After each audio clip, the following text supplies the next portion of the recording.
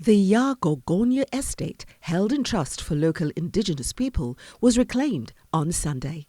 President of the Partners for First Peoples Development, Roger Belix, said it was always theirs.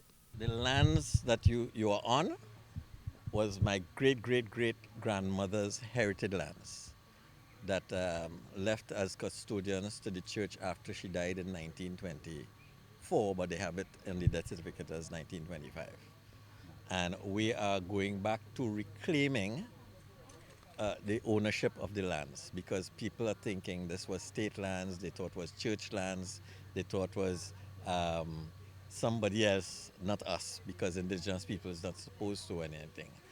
He said that on Friday, the UN marks the International Day of the World's Indigenous Peoples, spurring their action. This day commemorates the collective rights of indigenous peoples to lands and territories, including the forests that thrive alongside their societies. But on the 9th of August is a repossession day by the UN. So we have started the ball so that others now will take it up and look for their inherited land rights. And this is what is happening here. And here will be used as a model of having different areas along with other countries, because the name Belix is Mayan, right, way to the east. Mr. Belix said the estate is not an individual enterprise, but one geared to strengthening linkages with other clans across Trinidad and Tobago and the region. We have people who will be networking with throughout the country. Matlot, up in Paria, Brasso, Aripo. These are people with indigenous blood, but they can't come out because of economic struggles.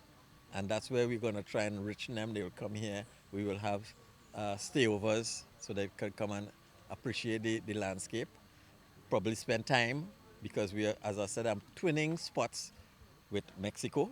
Mr. Belix said that part of the project is to highlight a positive image for indigenous people, while emphasizing the nexus in Port of Spain to all the region's tribes.